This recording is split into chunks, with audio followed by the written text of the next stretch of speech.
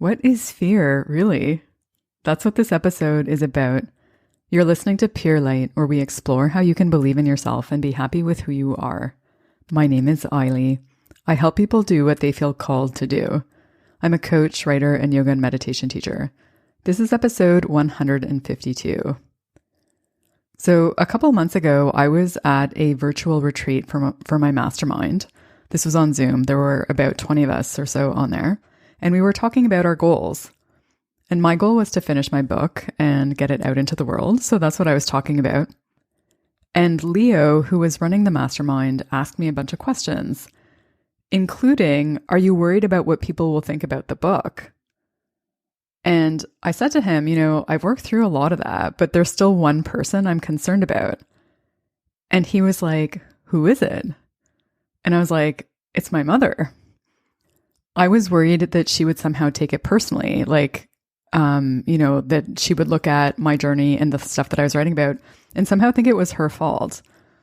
And so as soon as I realized that, I realized, oh my God, I probably need to talk to her about this. And a week after the retreat, Ville, who's another participant in the mastermind, he was like, have you talked to your mom?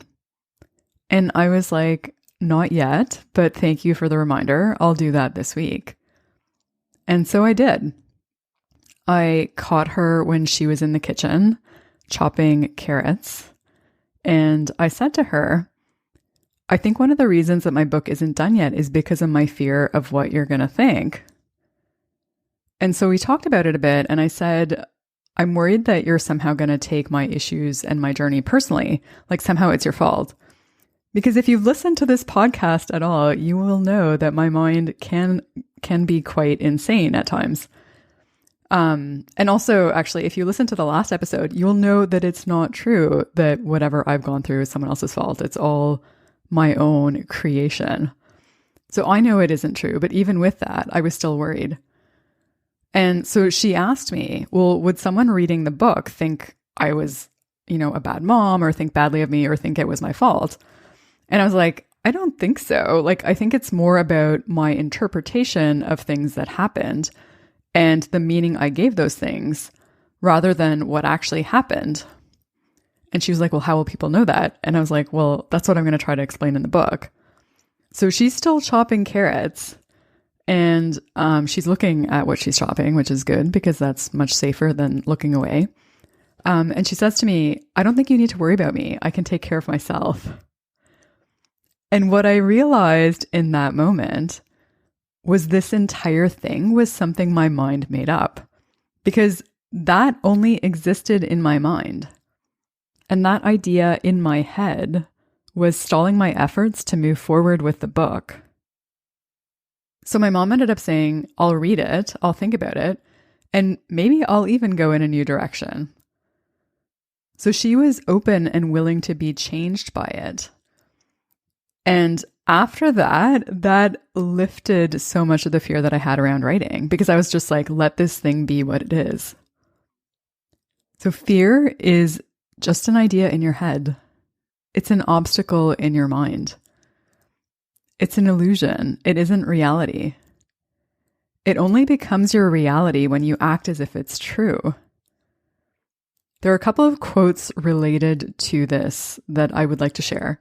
So in The Power of Now, Eckhart Tolle said, all problems are illusions of the mind. And then Michel de Montaigne said, my life has been filled with terrible misfortune, most of which never happened. And there's also a Mark Twain quote along the same lines. He said, I've had a lot of worries in my life, most of which never happened. So if you are worried about something, about what someone might think, about how someone's going to react, about how things are going to turn out, check in with yourself. Is this something that's actually happening in reality? Is it happening right now? Or is it based on a projected future? Is it just an illusion in your mind? Is it just a sign that you're in your head? Only you can answer that question. And I'll also say, you get to decide whether or not you act as if your fear is true. When you act as if your fear is true, you make it part of your reality.